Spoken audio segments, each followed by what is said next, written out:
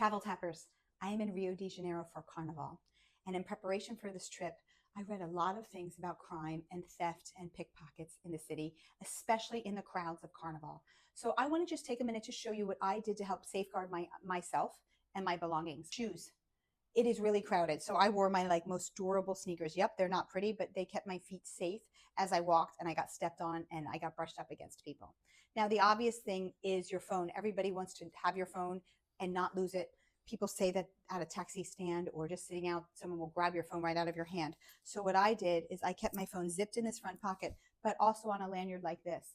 And let me tell you, many locals have their phones on lanyards. It's not weird at all. Men, women, they use a lanyard. And I used mine when I wasn't using it. I would stick it in this pocket and zip it closed.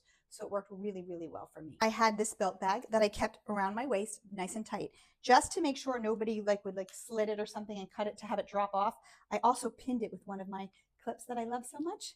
I kept it right there to help hold it on just as a backup. It's hot here, so I always had a water bottle kind of shoved in the side there so I'd have easy access to my water. The pouch itself, my main compartment where I kept most things, I kept it closed with this carabiner, so I couldn't open it. So no one in a crowd, if I wasn't paying attention, could get into that without first opening that carabiner, and then they have access to the zipper. In addition, a lot of my friends wore pants or shorts that had zippered pockets.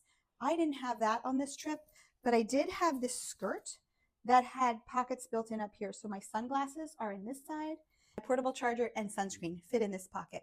So again, it was just a way to keep my belongings secure and that I would kind of notice if someone was going after my things, like it was slowing everybody down. If they were going to try anything, I just wanted to slow them down so I could feel it and know that they were there. I wear a bra wallet right here. You can kind of see it through my shirt.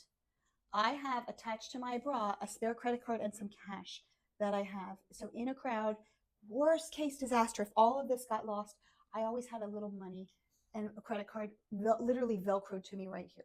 Did not wear my watch, and I wore very little jewelry because that can make you a target. At least that's what I read. I want to show you my traveling partner. He has a phone with a lanyard, which he doesn't normally use a lanyard on it, but because we're here in Rio where the crime was expected to be a little tighter and crowds more heavy, he decided to do it. So he attached the lanyard to his belt loop.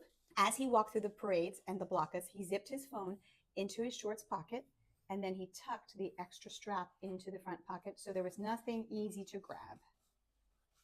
And that's how he walked around. It's perfect. And lots of men do things like that here. All these things that I just showed you don't necessarily prevent crime, but it just keeps you from being a really easy target. That is my hope.